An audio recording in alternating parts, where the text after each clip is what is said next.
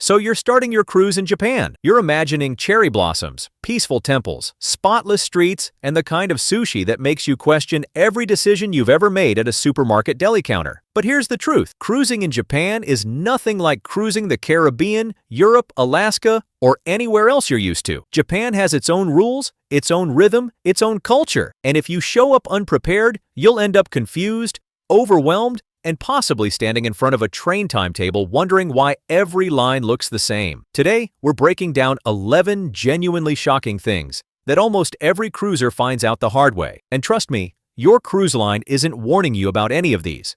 But don't worry, once you're aware of them, Japan is honestly one of the most magical, mind-blowing places you'll ever cruise through. Let's begin.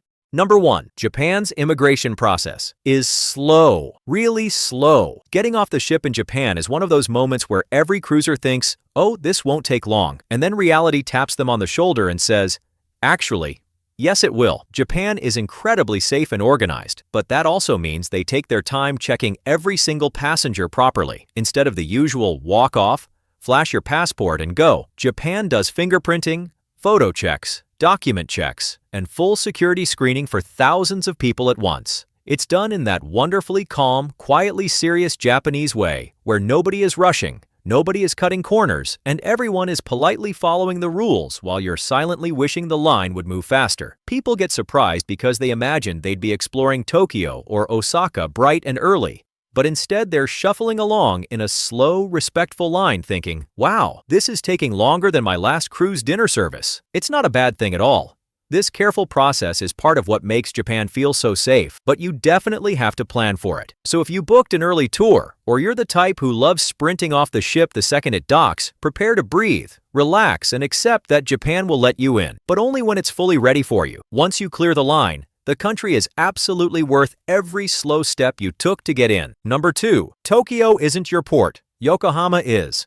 A lot of cruisers get excited when they see Tokyo on their itinerary, and then the ship pulls into Yokohama and they realize Tokyo is somewhere else entirely. Almost every major cruise line lists Tokyo, but the port is actually about 35 to 60 minutes away by train, which is a fun surprise for people who thought they'd step off the ship and straight into Shibuya Crossing. Instead, they step onto land, look around, and think, hang on, where are all the skyscrapers? It's a bit like booking a cruise to London and docking in Southampton, close enough to say the name, but not close enough to walk it. First-timers get caught off guard, because Yokohama is huge. Its train stations are busy, and the signs sometimes feel like a puzzle you weren't prepared to solve before 9 a.m. You need extra time, you need a plan, and you absolutely cannot just stroll off the ship and hope Tokyo magically appears in front of you. And if you booked an early Tokyo excursion without checking the train times, you might end up watching the tour group vanish while you're still squinting at a station map, wondering why every line looks like spaghetti. The best thing you can do is screenshot your route before leaving the ship because reception can be patchy. And the last thing you need is to be standing there with no Wi-Fi, no idea where the train is, and absolutely none of the Tokyo skyline in sight. Number 3. The crowds can be extreme, even outside peak season. A lot of cruisers imagine Japan as calm, peaceful, and almost quiet, but the reality hits fast when you walk into a major city and realize half the planet had the same idea you did. Even outside cherry blossom season, Japan's most popular spots can be packed, especially places like Kyoto, Osaka, Kobe, and even smaller cities on weekends and holidays. You might picture yourself standing under a cherry tree having a moment, but instead you'll probably be standing behind 20 people waiting to take the exact same photo. Cruise passengers get surprised because they think crowds only happen in summer or during Sakura season. But Japan is busy almost all year now, especially with the massive increase in American travelers.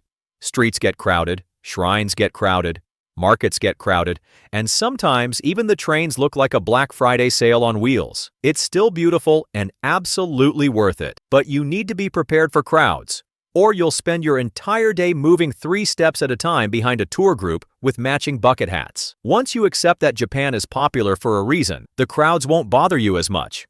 You'll just laugh, keep walking, and enjoy the chaos. If you're getting value from this, go ahead and like the video, and subscribe if you want more Japan cruise tips and future Japan travel guides too. Now let's get back into it, because the next tips are the ones most cruisers never see coming.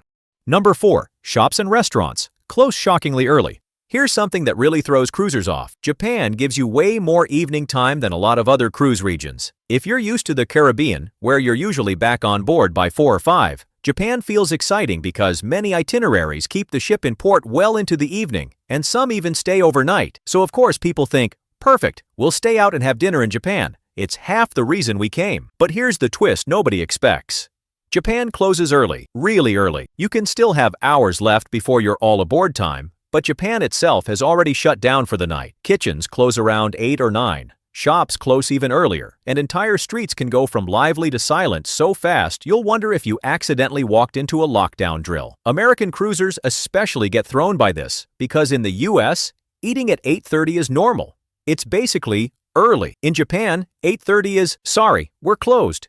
Please come back tomorrow. So a lot of passengers end up wandering around in disbelief before finally giving up and grabbing dinner from a convenience store. And yes, the convenience stores are amazing, but let's be honest, nobody books a cruise to Japan dreaming of eating a microwave curry next to a drink fridge. If you want a proper dinner on land, eat earlier, because Japan isn't staying open just because your ship is. Number 5. Cash is still weirdly important. This one surprises a lot of cruisers because Japan looks so modern and high-tech that people assume everything accepts cards.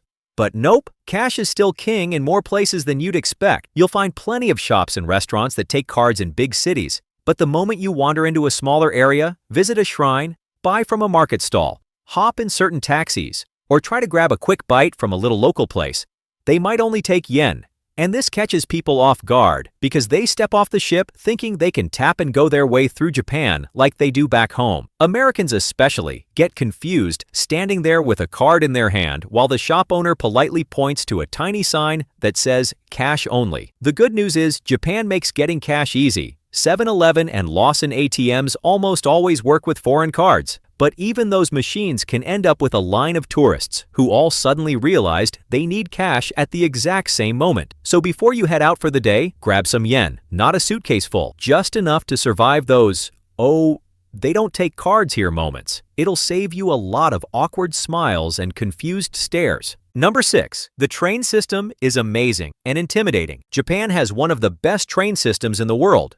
But if it's your first time, it can also feel like you've been dropped into a real-life puzzle with no instructions. The trains are fast, clean, reliable, and go absolutely everywhere, which is great, but the stations can be huge, the signs can be overwhelming, and the platforms sometimes switch sides without warning. Big stations like Tokyo, Shinjuku, and Osaka are basically small cities, and if you walk in without a plan, you'll end up spinning in circles wondering why everyone else seems to know exactly where they're going while you're still trying to figure out which direction is north. Cruisers often imagine they'll step off the ship and just follow the signs, but when every sign is filled with arrows, colors, numbers, and names you've never heard before, you quickly realize it's not that simple. The good news is, once you get the hang of it, Japan's trains suddenly feel easy and even fun. But those first 15 minutes can be a humbling experience. The trick is to look up your route before you leave the ship, screenshot everything, and accept that you might get a little lost. But honestly, that's part of the Japan adventure, and everyone survives it. Number 7. Kyoto is nowhere near your port. This one gets cruisers every single time. People see Kyoto on their excursion list and assume it's right there waiting for them the moment they step off the ship, but it's not even close. If your ship docks in Osaka or Kobe, which most do, Kyoto is at least an hour away by train, and that's if you catch the right one, go to the correct platform, and don't accidentally board the train heading in the opposite direction like half the confused tourists do. Kyoto is absolutely beautiful, but getting there can feel like a mission, especially when everyone from your ship seems to be going there on the exact same day. First-timers imagine a quick little ride and then, bam, temples everywhere. But in reality, it's a bit more like, okay, which train, which station, which line? Why are all the signs yelling at me in colors? And once you finally get to Kyoto, it's huge, busy, and full of must-see spots that are miles apart. So if you want to visit, plan it properly. Kyoto is worth every second, just don't make the classic cruiser mistake of thinking it's next door. Number 8. Japanese etiquette surprises Western cruisers. Japan's etiquette is incredible, but if you're not used to it, it can catch you off guard in the funniest ways. Everything is calm, polite, organized, and very quiet. So quiet that you'll suddenly become aware of how loud you normally talk. Simple things like not eating while walking, lining up in perfect order, bowing slightly, speaking softly on trains, or taking your shoes off in certain places feel natural to locals, but completely new to many visitors. Nobody will yell at you if you mess it up. This isn't that kind of country, but you will instantly notice that you're the only one doing the wrong thing, which creates that awkward, "Oh, I didn't know we were doing that" moment. American cruisers especially get surprised because the cultural energy is so different from back home. In Japan, people don't walk around eating burgers, shouting across the street, or blasting music from their phones. It's peaceful, respectful, and sometimes a little intimidating until you get used to it. But once you settle in, you'll actually love how calm everything feels. It's one of the best parts of visiting Japan, even if it makes you laugh at yourself a few times. Number 9. Weather swings can be dramatic. Japan's weather loves to keep cruisers on their toes.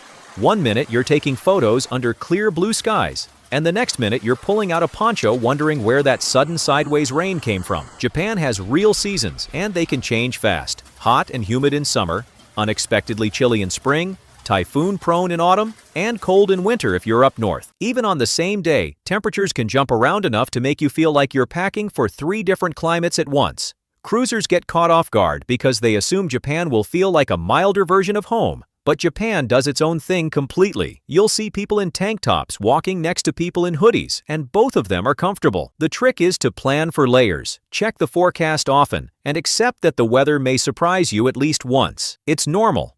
And it's also part of the adventure. Just don't be that cruiser who walks off the ship in shorts, gets hit with a cold wind, and immediately regrets every decision they made that morning. Number 10. Shore excursions sell out fast. Really fast. Japan is extremely popular right now, especially with American travelers, which means excursions don't just sell out, they vanish. People step off the ship thinking they can book last minute or find something on the pier, and then they realize Japan doesn't work like that. Tours, temples, food experiences, cultural workshops, and even basic shuttle buses can fill up weeks before your ship even arrives. And because so many ports are far from the main attractions, you can't always just wing it. This catches cruisers off guard because in a lot of places you can walk off the ship and instantly find taxis, guides, or last-minute tours ready to grab your business. In Japan, not so much. You'll often see long lines of people wishing they'd planned ahead while the lucky few stroll off with their pre-booked tickets. The rule is simple. If there's something you really want to do in Japan, book it early. But if you're the type who loves wandering, exploring, and discovering things at your own pace, you can absolutely skip the tours and just enjoy the day. Japan is one of the safest places in the world, and exploring on your own can be just as amazing. Number 11. Japan cruise days are exhausting, in a good way. Japan cruise days hit differently. You're not just stepping off the ship, grabbing a magnet, and getting back on board. You're walking, climbing stairs, navigating trains, trying new foods, exploring shrines, dodging crowds, checking maps, fixing wrong turns, and doing more steps than your fitness tracker has ever seen in its life. Japan is so full of things to do that most cruisers end up trying to cram an entire bucket list into one port day, and by the time they get back to the ship, they're smiling, but also completely wiped out. Even relaxed days somehow turn into mini marathons because everything is so interesting that you keep wandering just one more street or just one more temple. It's the kind of tired that feels good. The "I can't believe how much we saw today" kind of tired. But it does catch a lot of first-timers off guard who think the day will be slow and gentle. Japan is worth every step. But trust me, when you finally get back on the ship, the only thing you'll want more than dinner is a nap. If even one of these tips helped you, or saved you from a confusing port day, hit like. And if you want more videos about cruising, Japan, or even airport tricks that actually make travel easier, subscribe to the channel. We've got plenty more coming.